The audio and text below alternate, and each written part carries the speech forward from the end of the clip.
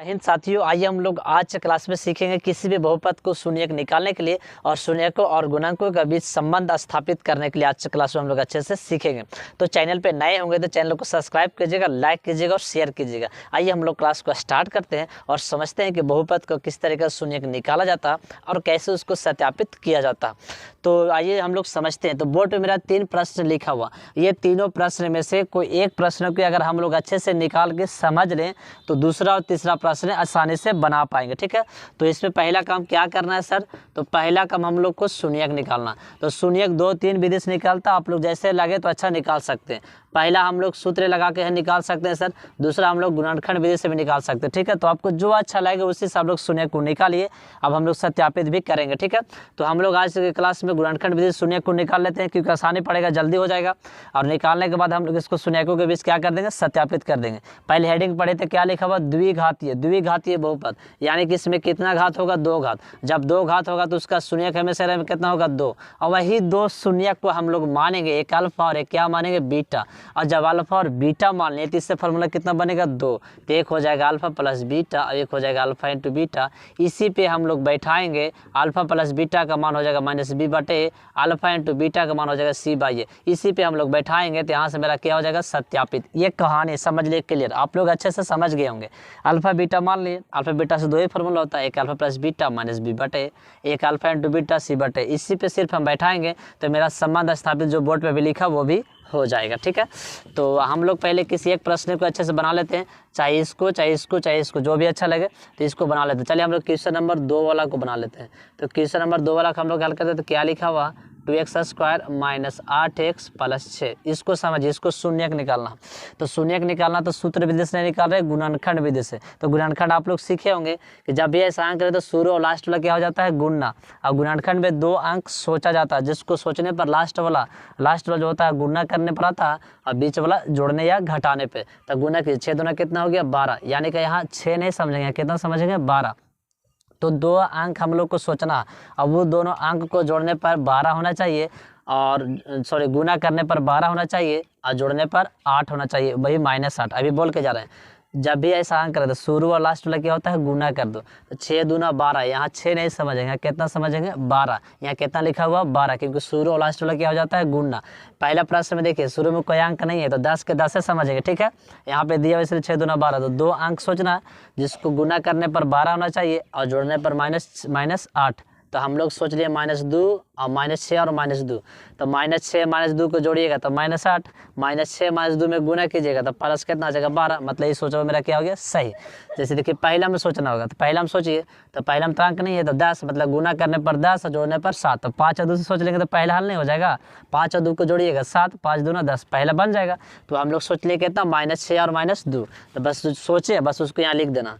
निकालना क्या है? तो हम लोग को शून्यक निकालना, तो लिख देंगे 2x² minus 6x minus 2x plus 6 बराबर 0। शून्य इसलिए लिखें कि हम लोग को क्या निकालना है? शून्यक। क्या निकालना है? शून्यक। कोई दिक्कत यहाँ तक? अब यहाँ से आप कॉमन कर लीजिए, तो कॉमन कीजिएगा तो 2 कॉमन कर लीजिए और x यहाँ पे कॉमन हो जाएगा, 2x कॉमन कर लीजिए। तो 2x यहाँ से कॉमन, तो यहाँ से कितना बच गया? x। यहाँ से 2 कॉमन, तो यहाँ से कितना बच गया? 3। x भी कॉमन, तो कुछ नहीं बचा सर। इधर देखिए तो -2 कॉमन हो रहा है, जब -2 कॉमन होने लगता है यहाँ कितना बच गया? x। ये पाला से क्या हो जाएगा? माइनस, और 2 ऐसा कॉमन हो जाएगा, कितना बच गया? 3 बराबर 0। जब भी आप गुणनखंड बनाइएगा तो हमेशा एक बात ध्यान रखिएगा, ये दोनों आपस में कैसा आएगा? बराबर। जब बराबर आएगा तो गुणनखंड बना हुआ सही होगा। एकदम अच्छे से बता के जरा समझ के जाइए। तो ये जो आपका 2 को जो लिखा है उसको लिख दीजिए, x -3 के x -3, और ये 2 जो बचा 100 और ये जो -2 बचा 100 बराबर 0। आप 0 दोनों के लिए कर दीजिए फटाफट। तो x -3 बराबर 0, 2x -2 बराबर 0। यहाँ से कर लेंगे x बराबर 3, यहाँ से कर लेंगे x बराबर, उस साइड भेजिएगा उसको तो कितना हो जाएगा? 2 + 2, यानी कि काटिएगा यहाँ से तो बोल देंगे x बराबर, तो 3 आया हुआ है, x बराबर 3, और x बराबर कितना हो जाएगा? 1। x बराबर कितना हो जाएगा? 1, यानी कि उस साइड जाएगा तो प्लस होगा, यानी कि ये क्या आपका? शून्यक। ये क्या आ गया आपका? शून्यक। ये क्या आ गया आपका? शून्यक। तो यहाँ पे हम लोग को संबंध स्थापित करना, क्या करना? संबंध स्थापित। तो हम बोलेंगे क्या? अतः शून्यक कितना आ गया आपका? 3,1 शून्यक यही आ गया आपका 3, कितना आ गया 1। कोई दिक्कत यहाँ तक? शून्यक आ गया। अब शून्यक अभी बताएंगे क्या घातीय बहुपद है, तो द्विघातीय बहुपद है। अब जब द्विघातीय बहुपद है शून्यक 2 मेरा आ गया, तो इसी में हम लोग यहाँ पे मान लेंगे, लिख देंगे, चूंकि यहाँ पे मान लेंगे कि अल्फा बराबर आपका क्या हो जाएगा 3 और बीटा बराबर आपका कितना हो जाएगा 1, क्योंकि अभी जस्ट बताए थे कि शून्यक हम लोग अल्फा और किसको मान लिया बीटा को, तो शून्यक मेरा निकल के आ गया, तो अल्फा बराबर 3 और बीटा बराबर 1। कोई दिक्कत? आप सत्यापित करना, क्या करना है? सत्यापित। संबंध स्थापित भी लिख सकते हैं, आप सत्यापित भी लिख सकते हैं। तो सत्यापित में ए बी सी का मान बताना होता है। तो ए का मान आपका 2 हो गया, बी का मान आपका -8 हो गया, सी का मान 6। यहाँ लिख दीजिए फटाक से। ए बराबर आपका कितना हो गया 2, बी बराबर आपका कितना हो गया -8, बी बराबर आपका कितना हो गया -8 और सी बराबर आपका कितना हो गया 6। ये बताना होता है, ठीक है, ये बताना होता है। बता दिए ना, चलिए रह दीजिए बता। चलिए तो बता दें हम लोग, ए बराबर हो गया, बी बराबर हो गया, सी बराबर हो गया। आप देख लीजिए यहाँ से क्या काम है सर, तो सत्यापित करना, तो द्विघातीय के लिए तो कर दिए। अब द्विघातीय का जो फॉर्मूला होता है उस पर खाली बैठा दीजिए, आपका सत्यापित हो गया।